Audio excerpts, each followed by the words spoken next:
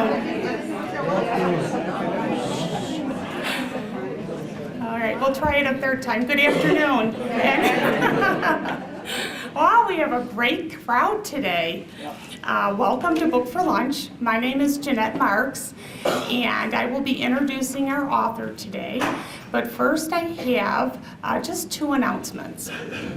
On Wednesday, October 21st at 7 p.m. here at the Word Library, Toby Sewell from J&T Beekeepers will present a free introduction to beekeeping. Now, registration is required, so if you're interested in this program, call to register, stop at the desk and register, and that way it'll lock in your spot. On Monday, November 9th at 7 p.m., the Bay City Noon Optimist Club will present its first program of the Travel and Adventure Film Series. They will feature Highland Scotland at the State Theatre. So that's November 9th at 7 p.m. So I am very pleased to introduce today's author, Mardi Jo Link, and I apologize to the family and friends that make up this, that I was monopolizing her, but I found out her son goes to the same college as my daughters.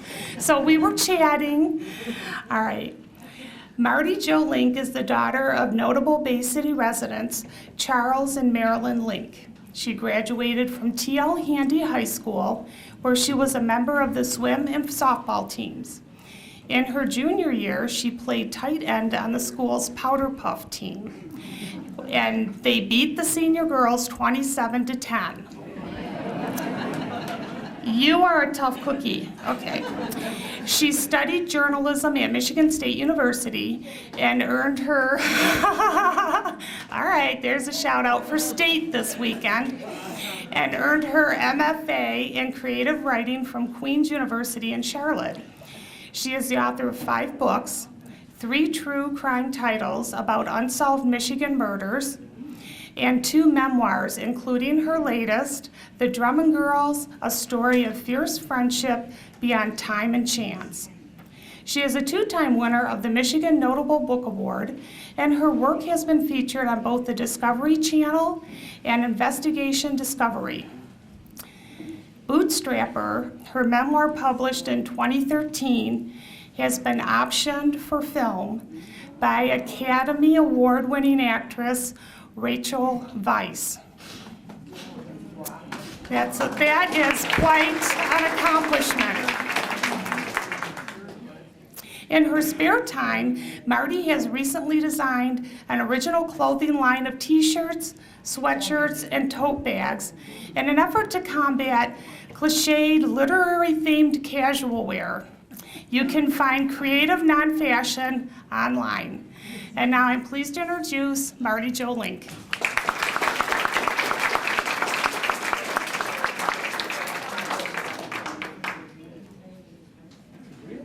Wow, hello Bay City. Thank you so much for coming. It's a thrill for me to come back where I went to high school and where I played football, my only football career. So imagine for a minute that you are a publisher and you get to make the decisions about what books your company is going to publish. And an author like me comes to you and says, guess what? I want to write 200 pages about my BFFs and this remote island that we go to off the UP. What would your answer be? Maybe like, right. It doesn't exactly sound like the most marketable title. It sounds kind of like just somebody like me who has a great time with their friends and wants everybody to love my girlfriends as much as I do. So I was able to write that book, and I did have a publisher that published it. So I just wanted to go through briefly how I got to that point, because I took kind of a circuitous route to publication. And I write very different works. I have true crime, which is based in fact and hopefully objective. And then I have memoir, which is all about feelings and emotion and how, what happens in your own life. Has a lot of I in it, whereas the true crime, you're not really supposed to use the word I at all.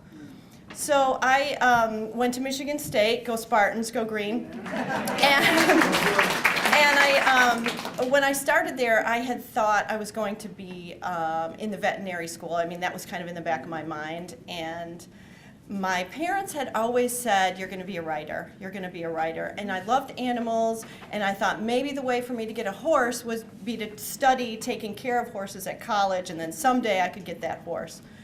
Well, I ended up signing up for a class on dairy herd management.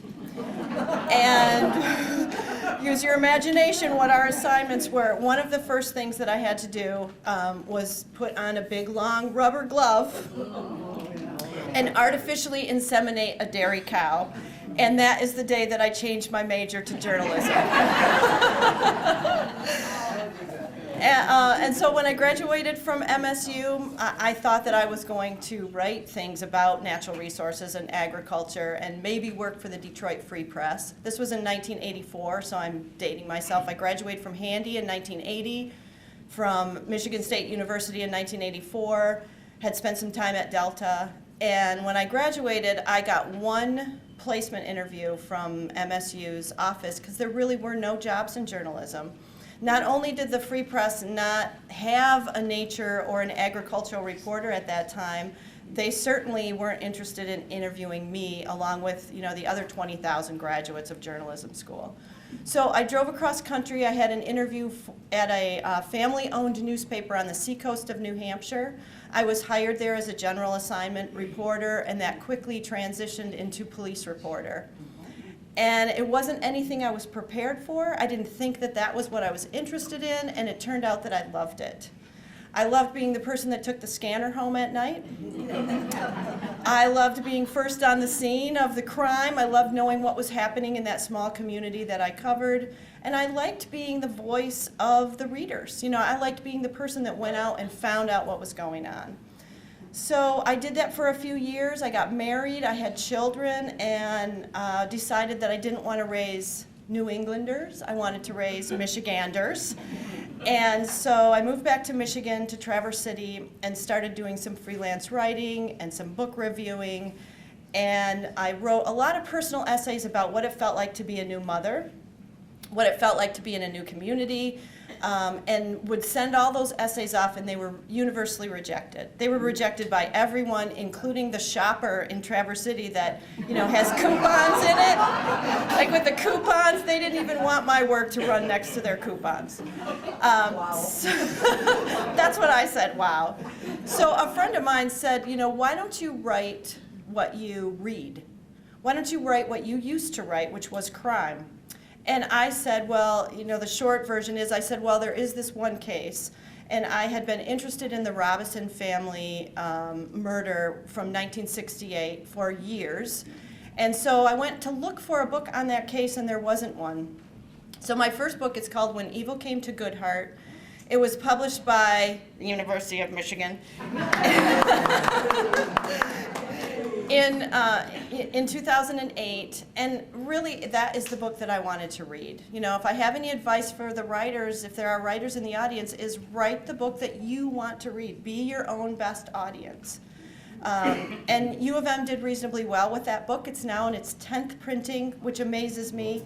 And so they said, would you like to write another one?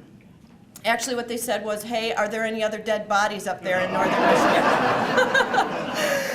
And I said, yes, there is this one case, and I started looking into a Felician nun who had disappeared in 1907, and then her bones had turned up buried in the dirt-floored basement of the church a dozen years later. The book is called Isidore's Secret, and it is full of Michigan history, immigrant history, Catholic history, and also how those crimes were investigated all those years ago. So that was the second book, my first one that won the Michigan Notable Book Award. And because of that, a couple of attorneys came to me and said, we've read your other two books. We have a case that we think that you might be interested in working on. Now, usually when someone, like after today, I guarantee somebody's going to come up to me and say, hey, do you know about this case? You should write about this case. And the thing is, these are such a commitment for me that the impetus for one of these books really comes from in here. It comes from something I hear on the radio or something I read. And it has to be a case that I feel like I can bring something to. I have to be able to bring something new to it, logic or research or understanding. So when these gentlemen contacted me, my first instinct was to say no. And then I thought, well, one of the attorneys had been the Grand Traverse County prosecutor for 12 years. His name was Stu Hubble, and he was somewhat of a local legend. So I thought, I'll say no to him in person. Instead of doing it in email, I'll meet with him and I'll say no. So I went to his office, and he had me hooked on the case in 10 minutes, which kind of tells you what a great litigator he was. I would not have, if I was an attorney, I would not have wanted to face him in court. That book ended up taking me 6 years to write. It was an incredible undertaking. My innocence over the justice system and the law is gone after writing that book. We have a broken system in certain respects, which was detailed in Wicked Takes the Witness Stand, which was my third true crime book. During the process of looking for a publisher for Wicked, because I thought that was a national story, and perhaps I could get a literary agent to help me publish that book and get me, as opposed to regional readers, more national readers, and be read throughout the country, I started contacting literary agents. And I was still writing those essays. I was still writing those essays about what it felt like to be a parent. And by this time, I was a single parent, so those essays took on another tone. And part of my reason for writing them was so that my sons would know what our lives, they would have something to remember our lives back then. This is around, the essays took place in 2005. And partly just because I had some drive to write them. And still, they were being rejected. And so I realized, I'm probably just writing these for me, and I'm probably just writing them for my sons. But when I started contacting these New York agents, I attached an essay about raising chickens with my sons. And another one that had been, rejected. Well, that caught the attention of a New York literary agent, and she actually called me and said, "You are not a true crime writer, you're a memoirist." Now, I thought that was rather rude at the time. And when her first words to me were that, not, "Hello, may I speak to Mardi Link?" It was, "You're not a true crime writer, you're a memoirist." And I actually said, "I'm sorry, I think you have the wrong number." And then she asked me what my name was, and she said, "Is this Mardi Jo Link?" And I said, it was. And when she spoke to me, I could almost feel the high heels and see the big hair. And, she said, "If you can write a whole book like that essay, I'm your agent." And it had never occurred to me, the shopper didn't want them, so now you're telling me somebody in New York City thought they were interesting. And I had thought that I could write a book like that, but I had never had any serious inquiry. So I went home and I talked to my sons about it, and they gave me the thumbs up, because I was writing very personal things about my family, and they were my family. And so to a son, they said yes, although my youngest one did say, "Who would want to read about us again?" And that book became Bootstrapper. So with the success of the true crime books and the memoir Bootstrapper, that put me in a place where I was able to say to a publisher, "Hey, I would like to write 200 pages about my very best friends and Drummond Island, this hunk of rock off the eastern coast of the Upper Peninsula that a lot of people in Michigan don't even know where it is, let alone the nation." So at that point, the publisher said, "Yes, we would like to publish that book." And that book is The Drummond Girls, which came out in July. So I thought I would just go through a slideshow, and I have to walk over there because the clicker doesn't work close to the microphone. So I'm just going to kind of give you a pictorial introduction to the Drummond Girls. What takes 20 seconds? The lights. Oh, okay. Yeah, they're on a, Okay. just give it a second. And I hope I'm going to It'll push get it. there. Okay. So I'll talk really loud, and then maybe that way I won't need the microphone. Can you hear me in the back? Yep. Okay. So if you don't know where Drummond Island is, it's over the Mackinac Bridge, and you turn right, and that green is Drummond Island. 134 goes through the eastern part of the Upper Peninsula and onto Drummond Island, and is one of the only highways in the entire nation that crosses water. Now, it doesn't literally cross water, there's a car ferry, but on a map, 134 crosses the detour passage. So it's kind of interesting in that way. It's exactly 3 hours from my door to the car ferry is 3 hours. So it's a little farther from Bay City. I live in Traverse. So what do we do on Drummond Island? This is a picture of the coastline. It doesn't have, most places there's no sandy beach. Drummond was really formed by the glaciers, so there's a lot of fascinating rock. There's dolomite, there's pudding stones. These are a few of the Drummond girls, and we do a lot of rock hunting while we're up there. A lot of times we just look at them and leave them because it'd weigh our car down if we took all the rocks that are so beautiful. But we have a lot of fun outside rock hunting. Initially, this is from our photo album. We have a group photo album. It started in 1993, there were 8 Drummond girls. We all met at a tavern that I worked at as a waitress called PGO's. And if any of you have plans to come to Traverse City, I have some pizza coupons up here. So please go ahead and take one. And initially, our motto was a twist on the Las Vegas motto, which was, what happens over the bridge stays over the bridge. And it wasn't that we had any real big secrets. It was just that allowed us to really focus on our friendship during that one weekend. We go the first weekend in October, and we've been doing it since 1993. The same 8 women, the same island, the same weekend. So imagine what could happen to 8 women in their lives over all of that time. I mean, we have watched our children grow up. Some of us have lost parents. We've either gained jobs, lost jobs. We've had marriages end. We've had partners die. And we've also had some great celebrations. So anything you can imagine, we've probably dealt with. So who are the Drummond girls? This is Andrea. Beverly, who will be 70 in December. Jill, whose father-in-law is in the audience.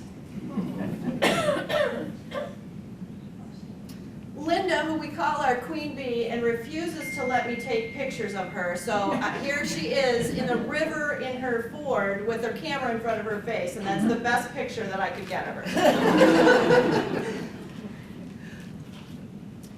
This is Mary Lynn, and we are now 7 because we lost Mary Lynn in 2002. She had a heart attack at 51.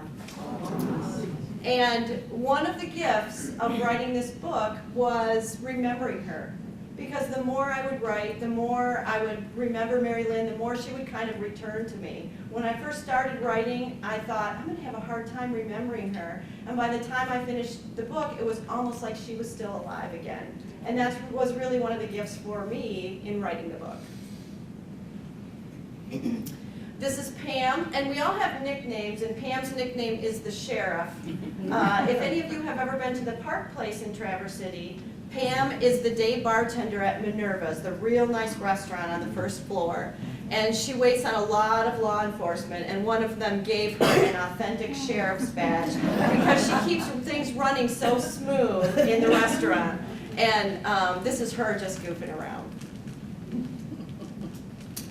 This is Susan, and Susan ended up marrying the man who owned PGO's, which was the tavern and restaurant where we all met. And we call Susan Gamer, that's her nickname, because she is always the one with the board games. Or before cell phones, if you can remember a time before cell phones, Susan was the one who brought the walkie-talkies, and we would we would go up in 2 cars, because there were 8 of us, and each car would have a walkie-talkie, and we would talk back and forth to each other. So this is who we were in 1995, and I'll name us from the left because you probably can't recognize, certainly not me or this is Susan, Linda, I got her in that picture, Mary Lynn, Jill, that's me in the dark hair and the flannel shirt that I borrowed from my brother, and next to me is Pam and Andrea. And this is who we are today. And if you go to Drummond, there will be rocks like this everywhere. That's just part of the scenery. As you're going through the eastern Upper Peninsula and on 134, you go through Cedarville, Hessel, Detour, and you'll start to see some rocks of this size. And then once you get on Drummond, they're everywhere. And they're covered with moss, and they have trees growing out of them, and you just feel like you're in some forgotten time. It feels like centuries ago. So we have improved our surroundings since we started going. This says 1995, but we started in 1993. So in 1995, we stayed in campers at a fishing camp. So you can imagine what some of the groups of men up there who were there to fish probably thought, who are these crazy women that are coming up to our fishing camp? But these were our accommodations in 1995. Is that right on the island? It is, yeah. Wow. This is where we stay now. It's a log lodge called Paw Point, and we each have our own bedroom.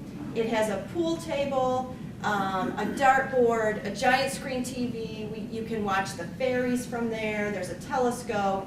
So we all pool our money every year. Linda is in charge. She sets the budget, and we have a kitty. So this year, each one of us had to put in $300 to the kitty. And then Susan acts as the banker, and she pays all of our bills out of that kitty. So gas, food, the room. So once you've put your money in, you don't have to worry about bills, and waitresses don't have to worry about splitting the tab.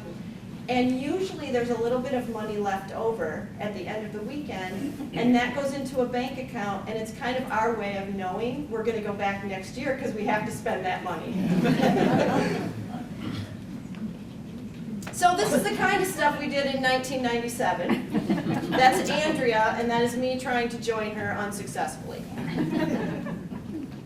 And this is the kind of stuff we did in 1999. There is a really unique geographic kind of event almost on Drummond called Maxton Plains. It's an alvar, which is bedrock that has come to the surface, and it's 10, 20, 30 acres. If you go there and walk around, it looks like an abandoned airport. That's how flat it looks like concrete, but it's rock. And there's wildflowers and rocks, and so we built a cairn there on Maxton Plains. It's not to be missed if you go to the island. You can kind of see us getting a little older, 2000. We're growing up. This is 2008, and that's kind of become our new activity. Has anybody heard of geocaching? Have you ever heard of geocaching? Well, again, Susan Gamer, she has the handheld GPS.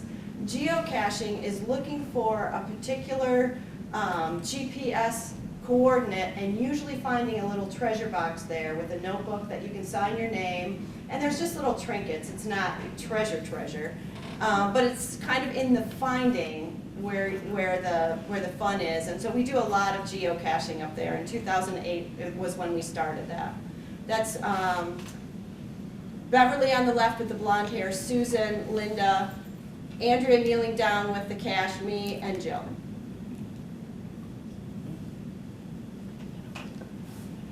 I think I can get this. We might be stuck on this slide. There. And like I said, we did have some celebrations. In 2010, I got remarried. And this is a picture from my wedding reception. That's Beverly, Jill, me in the white dress, Pam, Linda, and Andrea. Andrea's the one with the bare feet. I don't know if the people in the back can see that, but she doesn't have any shoes on.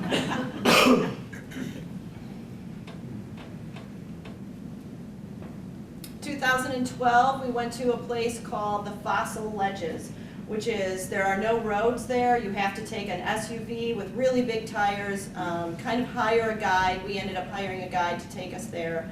And it is cliffs of rock and museum quality fossils. Amazing creatures that are in these just huge rocks. It's incredibly interesting.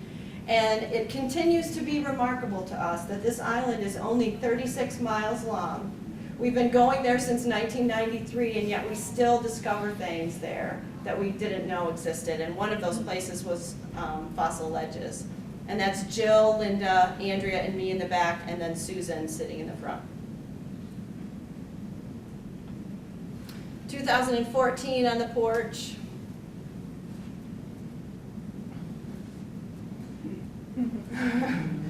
So I'll come over to the microphone to talk about this. So that's one of the most frequent questions I get is, what do the girls think of the book? Imagine the trust and the friendship we had when they came to me after Bootstrapper was published and said, we knew that you could write investigative books. We didn't know you could write personal books. And now that we do, when are you going to write our story? And you know, as a writer, your brain is kind of always working. I mean, you're always imagining characters, or you're always imagining the first line of a chapter or ideas for books. And when I was on Drummond Island, that was really the one place where my writer brain turned off. Because for me, that was not fodder for a book. So when they said that, I was really surprised. I mean, I was moved and humbled, but also very surprised. And I said, you know, there's unintended consequences sometimes about putting your personal lives out for the public.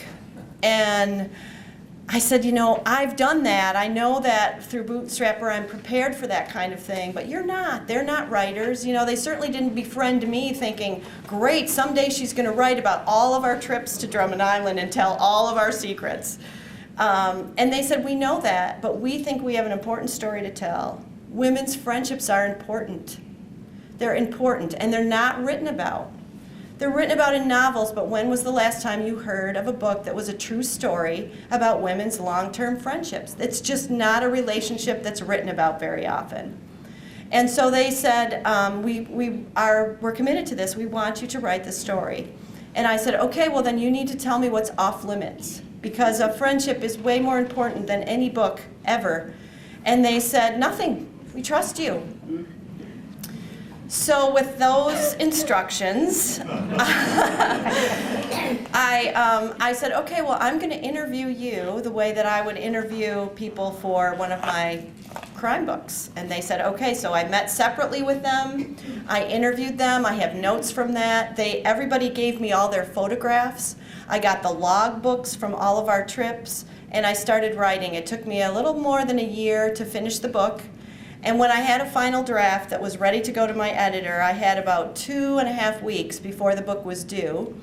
Linda and all of the girls, we get together once a month. We call it Girls' Night, and it's usually on a Monday. That's the only night of the week that we can all agree on that we don't have something scheduled. And I brought copies of the manuscript for everybody to Girls' Night and handed them out. And I said, okay, I have some very specific instructions for you. I'm going to give you all red pens. I want you to go home, and sometime over the next couple weeks, when you have a block of time where you can read as much of the book at one sitting as possible, I want you to mark it up like crazy. Tell me all the things I got wrong, tell me the things you're uncomfortable with, and then we'll discuss it. And I'll change what you're not comfortable with. And they laughed. They thought that was hilarious that I was telling them what to do, first of all. And then they said, oh no, we're going to do it right now, right here. And so we ran around the table, and each person opened the manuscript and read a couple sentences at random out loud, and then closed it, and we went on to the next person. And we did that for about an hour and a half. And it ended up just being an incredible moment for me personally to hear my words coming out of their mouths. Was just, I'll never duplicate that again. It was amazing. And I said, okay, so what don't you like? What should I change? And they said, yeah, you know, there are some things that you got wrong. For example, in 1996, you said it was a Tahoe, and it wasn't. It was a Chevy Blazer that we ran. Or Beverly said, you know, you say here that I don't remember what my grandfather grew in his garden when I was 12. Well, I know exactly what he grew. He grew cucumbers and tomatoes and grapes. So that was the kind of thing that they edited. I mean, I felt like I had 7 editors plus my New York editor, and that was the kind of stuff that they wanted changed. Everything else, all of the emotion, all of the difficult times, the celebrations, the terrific moments that we had together are all still in the book. So I sent it to my editor, I did some revision, it was published in July, and all of the girls came with me to Horizon Books, which is in downtown Traverse City, and we did a group book signing. So there's some people out there that have books signed by all 7 of us. And then in August, we went to Drummond Island together with our spouses, and we had a fundraiser for the Drummond Island Ambulance Corps. And we chose that just in case we're ever in any trouble up there.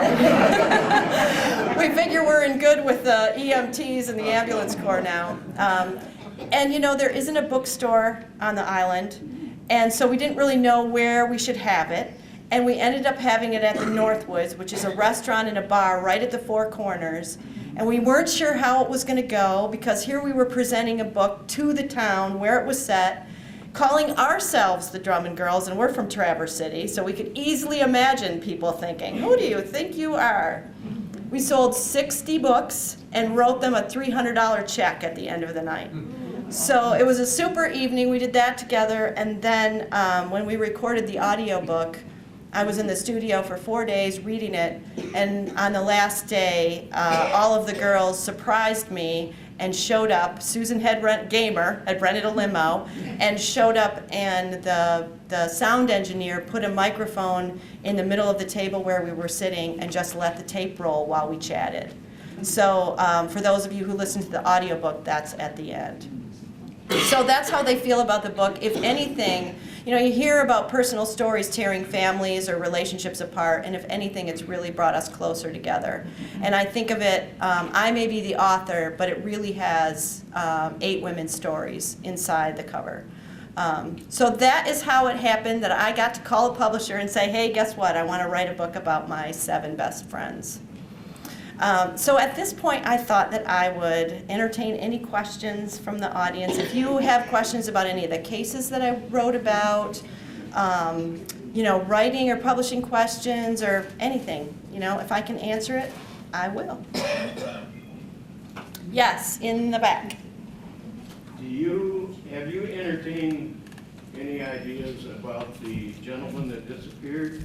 He was from Traverse City, and he went out west and walked off into the wilderness, and nobody has ever found him. Jacob Cabashaw. Yeah. Is that who you mean? Yep. I have. I'm extremely curious about that.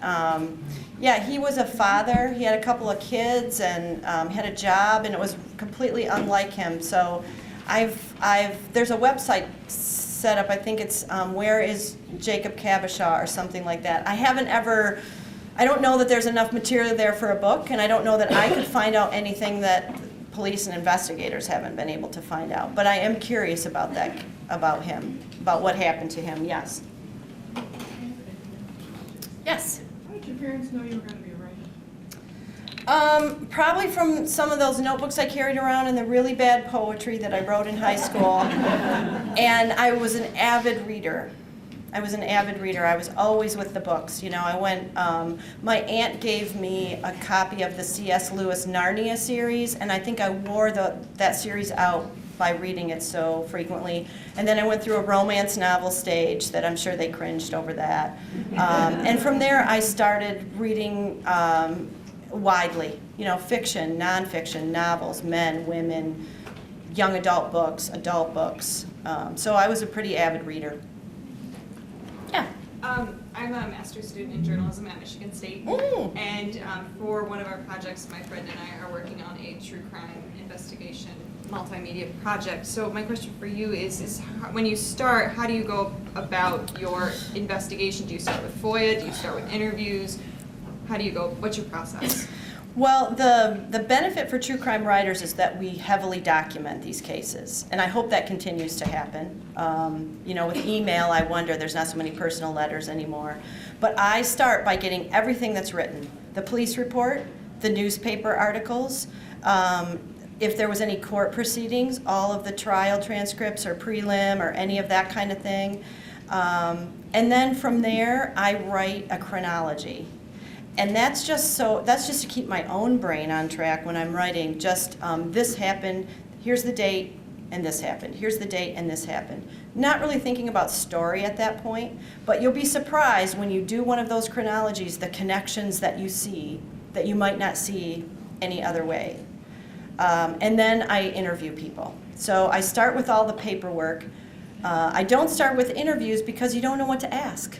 You know, sometimes you get those people in a room for only 20 minutes. You want to make sure you ask them the right stuff. So I try and be as educated about the case before I do any live interviews. And then at the end of that, I think strip away anything that doesn't tell a story. You know, it might have been germane for the attorneys, or it might have been really important to the police, but if it doesn't tell the story for a reader, then it doesn't belong in a book. I don't know about a multimedia project. That is probably a little bit different, but it sounds like a really, can I ask you what case it is? It's Sally Sue Mercer was found dead in her home in 1968. They diagnosed it as leukopolio, and then it was reopened by the Ingham County Sheriff's Department in 2006. Her husband, Dr. Charles Mercer, was charged. He went through a preliminary hearing, and then the case was dismissed, so he never went to trial. Okay. But her death certificate was changed from polio to overdose and then homicide. Okay. Is his attorney still around? He is. Charles Mercer died a couple weeks ago. Okay. And that was kind of how it came to our attention. Okay, well, good luck with that. It sounds like it, that does my heart great to know there's students at MSU doing that. That's terrific. Good for you. Anybody else? Yeah. I'm curious about your access to the records. Is it easy to get to because it's public domain, or do you have to have certain credentials to get to these records? Most stuff is public. You don't have to be a journalist or an author, or you can just be a busybody. There's something called the Freedom of Information Act request, FOIA, and you can get those forms online. Once you file those, there are certain documents that legally you're entitled to. I filed a FOIA request for the Goodhart case with the Michigan State Police, and they charged me for copying, which ended up being $400 and something, a lot of copying. And then I went to the Emmett County Sheriff's Office because the case happened in Emmett County and it was investigated by both those entities. So I filed a FOIA there, and boy, do they have their act together. They just handed me a disc. All of the documents were already on a CD, and it was $50, and they handed me a disc. And I guess they've handed out quite a few of those because people are so interested in that case. When I was finished with that, I had so much research, and what do you do with all that? I'm probably not going to write about that case again, but I didn't want it all to go to waste, so I donated it to the Petoskey Library, and now they have the Goodhart collection because other people have donated things too. So most of those documents are open to the public. If the case is active, then the police can withhold things that they feel might compromise the investigation. But to get through the real story, you have to interview human beings because, you know, those people are the holders of living history, and not all stories were in the court or in the police or reported by the newspaper. So you have to interview living people, and you know, as you can imagine, people are not always thrilled to see me coming with my notebook. So my kind of 2 words that I keep in the back of my mind are polite and persistent. Be polite, but also be persistent. And you can do those 2 things together. Yes. What do you think, are you as chagrined as some of us are at the horrible writing that a lot of journalists do? I'm talking about sentence structure, grammar, headlines that are in the paper that don't, you know, grammatically incorrect. And I don't know if that has to do with electronic writing or what, but Yes, we're I grammar am. nerds, and we just Yes. can't stand it. It is, but you know what, she asked, am I horrified by the poor quality of the writing in some, and you're probably talking a lot of the online news sites, and in the newspaper. I think what probably horrifies me the most, though, about the state of journalism today is the lack of objectivity. Yes. That belongs on the editorial pages. Does not belong in the reportage. especially on TV, but also in the newspapers. I mean, run 5 pages of editorial if that's the kind of reporting that you want to do. But when I consume news, I want to know the facts. I don't want to know opinion unless I turn to the editorial pages. And I think that that is completely over. Objectivity, even in some of our best newspapers like the Washington Post and the New York Times have difficulty with that. So that horrifies me the most. And I don't know what the answer is to that unless it's subscribers complaining. Yeah, Sorry, that's okay. So do you have any tips for getting around FOIA? Like we did a FOIA request for police reports and it was $7,600. Yeah. We can't afford that. Right. For students. I mean, do you have any ideas, like what is the most important things that you want or how to get around all of those costs? Right. Well, you probably want the autopsy. I would say that would be, number one. But I faced that same situation with Wicked Takes the Witness Stand in that it was 5 defendants and 5 trials. So you can imagine the case was huge. So I actually camped out with my laptop and asked them for in-person viewing of the files, which they are legally obligated to do. So they would bring send a maintenance man to go unlock a locker somewhere and bring those dusty files, and I would sit there and physically look through them and then type up verbatim on my laptop what I needed. And if there was something, say 5 pages, I might spend the $5 to get the actual copy. But you can try to go there in person. Yes, Dad? It's time for you to, when you get a question, would you paraphrase it because we can't hear? I will. Yes, I will. Right, I will do that. Yes. Where did you ever discover the town of Isidore? It isn't even on the map. That's So- the greatest. I know. So her question is, where did I ever discover the town of Isidore? It's not even on the map. Okay. Right. Isidore is 4 miles from Cedar, which itself is a rather small town in Leelanau County in northern Michigan, in the kind of the pinky fingernail of northern Michigan. Well, I live in Traverse City, so I'm about 15, 16 miles from there. And the story of the Isidore Nun had been briefly detailed in a book called A Butcher's Dozen or The Butcher's Dozen by a deceased writer named Larry Wakefield. And I read that and I was fascinated by the story, but it was only 30 pages. And I thought, okay, there's a murdered nun. There's rumors that she was pregnant. There's this very remote Catholic outpost, Polish immigration. I thought there's probably more than 30 pages there. And so that's how I discovered Isidore. Greatest book. Thank you. Thank you. I felt privileged Now I to... have to read all the rest of it. Good. Good that I've done my job. You sure have. Yeah. I'll you and then you, okay? What do you think about internet publishing? What do I think about internet publishing? You mean like Amazon or ebooks? I think that potentially offers a huge opportunity for writers. I don't think that editors of publications are necessarily the only purveyors of what's good.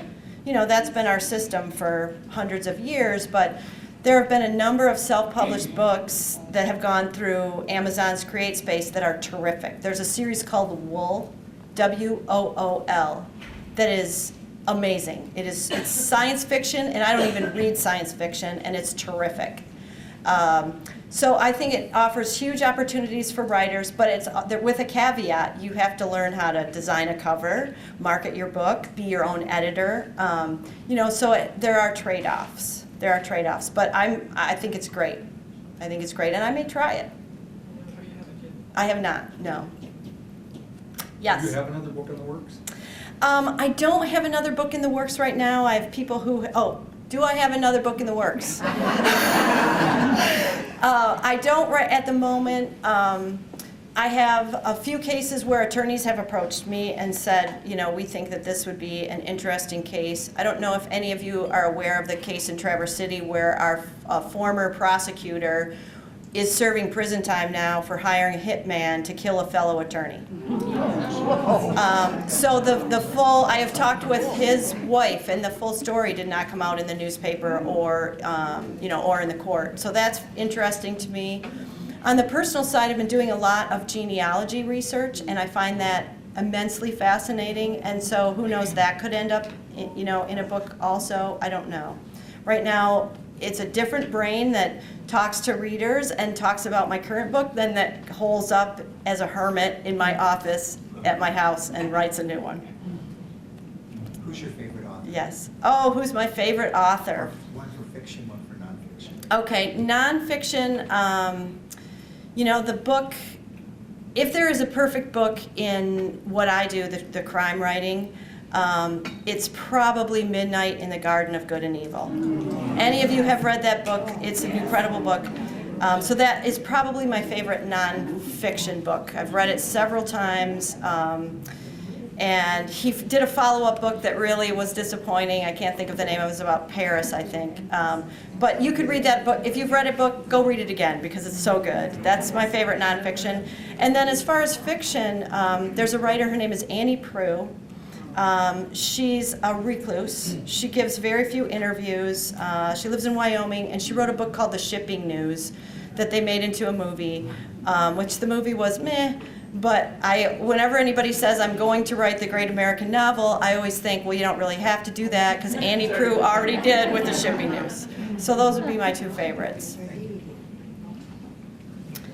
Yes, in the back. Yeah, don't you think that the area up around Traverse City has an awful lot of dynamics as far as people disappearing? Yes. Hopefully, his question was, don't I feel like the area in Traverse City has certain dynamics that have contributed to people disappearing? I hope that doesn't happen to me, quite frankly. But I know what you mean. We have a diverse culture.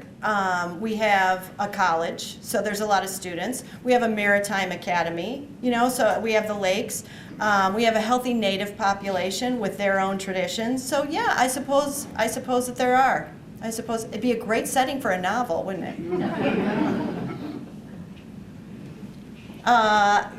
Yes, you haven't asked anything yet. Yes. In your girlfriends, did you treat them individually at all, or did you just always treat them as a group? Her question is in the book about the girlfriends, the Drummond girls. Did I treat them individually as characters or just as a group? No, they're definitely individuals. My goal was that by the end of the book, you would know them. By the end of the book, you would feel like you could go next door and knock on a door and have one of them answer. And I did that. Writers have this kind of secret called tags, which means next time you're reading a novel or you're reading something that has real distinct characters, every time that character comes up, there'll be one physical or emotional characteristic that's always mentioned. Like for me, Mary Lynn had a real squeaky voice, so I would mention her squeaky voice. Jill is beautiful, so I would mention how pretty she is. Linda was the leader, so something about her being dominant or planning or something like that. So I hope that I did them justice as individuals. Mm-hmm. Thank you. Mm-hmm. I think maybe we have a question for one more. Two more? Just a minute, Dad. Your newsletter that I got online today or yesterday mentioned an appearance on Investigation Discovery tonight. Yes, I'm so glad you brought that up. So tonight, if you have the ID channel, I know on Charter at my house it's channel 49. I don't know what it is here. There is a series called Deadly Women, and it's in its ninth season. And tonight they are taking a look at Stella, who was the housekeeper in Isidore's Secret, who was charged and convicted with murdering the nun. And they actually sent a film crew to my house and interviewed me back in March. It was kind of an interesting experience because they have these really sensitive microphones, and they turned off my refrigerator, they unplugged my fish tank, they put black cloth over all the windows, and then interviewed me for a couple hours. It probably used 3 minutes of it, you know, but it was neat to be interviewed in that way, and I'm very intrigued by if they, you know, dug anything else up that I didn't know. So that's tonight at 10 o'clock on Investigation Discovery. It's not the Discovery Channel, it's like a sub-channel of the Discovery Channel. I think it's Charter 74. Okay, all right, and if for some reason you can't get it, in a couple of days it'll be online. The full episode will be on their, you know, Investigation Discovery website. Channel 803. Okay, channel 803. Yes. Question for you. Myself, I write children's stories and poetry. Now, how would you advise me to go about getting some of that out there? Okay, his question is he writes poetry and children's stories. For poetry, have you tried submitting it to literary journals or to places that publish poetry, or are you just interested in writing a book? Well, yeah, I could go either way. Okay. Yeah. I would probably, you know, select 2 or 3 of your strongest poems and submit them to literary journals. I sent one to a poetry contest, and 2 years in a row, I only sent it in once, but 2 years in a row, I got 1 of 50 honorable mention. Good for you. That's a great track record, so you need to keep send your other work out now. Yeah, as children's stories are tough. It's extremely competitive, you know, and I don't. It's beyond, you know, just writing them and sending them to publishers. I don't have a lot of advice for that, but I do know it's incredibly difficult. I wrote a little thing when Theodore Geisel, Dr. Seuss passed away. I thought, I can't let his passing go without writing something. So I wrote a little tribute thing in his style, more or less, called the Purple Snow Christmas. Nice. And I was thinking of sending it, if I get an address, I'd send it to him. You know, the people that publish his books, maybe they can use it somewhere. They may. Well, it has Christmas in it, so you might want to try to send that to a magazine. Yeah. Because they're planning for their Christmas issues right now. I did send one of my stories to Reader's Digest, but they had said, no, they couldn't use it at this time, that they more or less have to go through Writer's Digest. Yeah, their Reader's Digest is At super one time, competitive. they used to take things, but I guess times have changed. They have. It's a tough road to hoe, I will tell you Oh, that. yeah. Well, thank you very much for coming. I super appreciate it, and for reading. I do have a few books, and I also have the pizza coupons. So, or if you brought a book of mine and you would like me to sign it, I'm more than happy to. So, thanks again.